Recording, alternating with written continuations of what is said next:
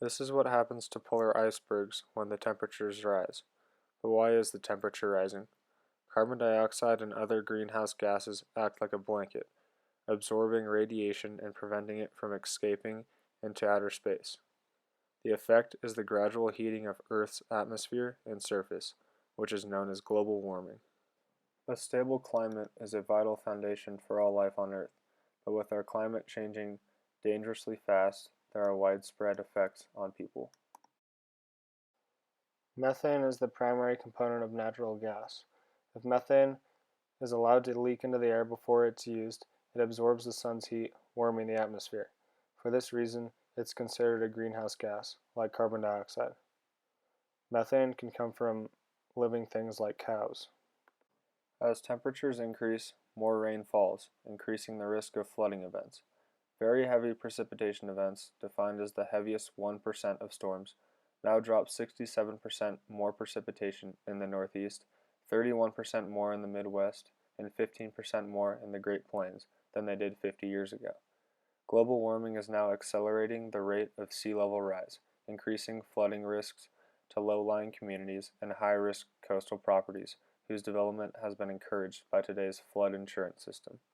What you are watching right now is what the Earth would look like if all the ice melted. There are definitely alternative perspectives on the topic.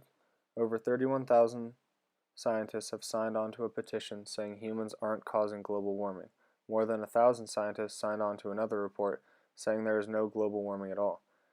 There are tens of thousands of well-educated mainstream scientists who do not agree that global warming is occurring at all. If there is a warming occurring, it is hard to prove it is from humans.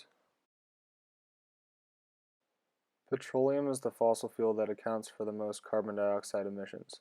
Electricity generation and transportation are the biggest sources of energy-related greenhouse gases. Reducing your carbon output will reduce or slow the release of a specific greenhouse gas.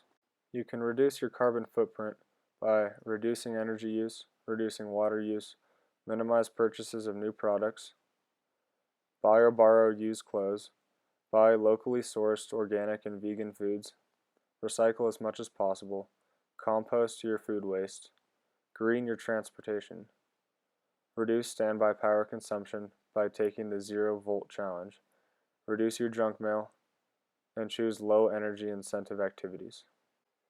To solve the issue as a whole, public policy can be changed to only allow electric vehicles like the Tesla. This would produce zero or few toxins into the atmosphere and reduce the heating of the Earth. Thank you.